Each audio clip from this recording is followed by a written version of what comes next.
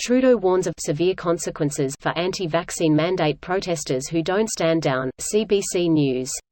Here's a summary of the article. In his most strongly worded statement since the anti-vaccine mandate protests began nearly 2 weeks ago, Prime Minister Justin Trudeau said Friday that police and all levels of government are preparing to take action against the demonstrators behind the blockades in Ottawa, Windsor and elsewhere. Trudeau said the protesters must stand down or face severe consequences for any illegal activities, consequences that include the possibility of criminal charges and steep financial penalties. Trudeau said authorities are prepared to hit protesters where it hurts the most by suspending commercial trucking licenses and pursuing charges that could result in jail time. Trudeau said protesters with children should be especially concerned about the pending police action. "We're concerned about violence," Trudeau said. Trudeau said nefarious actors from the US have fueled these Canadian protests and other disruptions.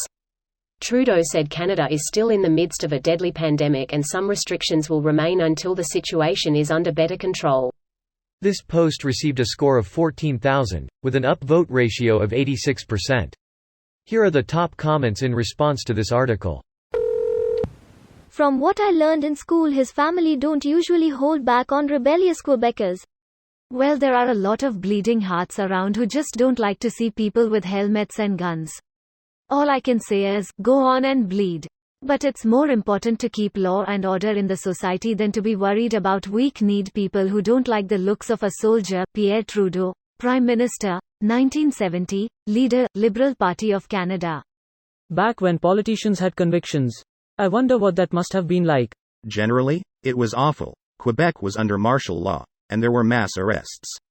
Most civil rights were suspended, and while it wasn't as bad as it truly could have been, ultimately, it was enough to have people demand they never invoke that law again. Not to say the FLQ wasn't a problem, they were bombing public spaces and buildings, genuinely a terrorist threat.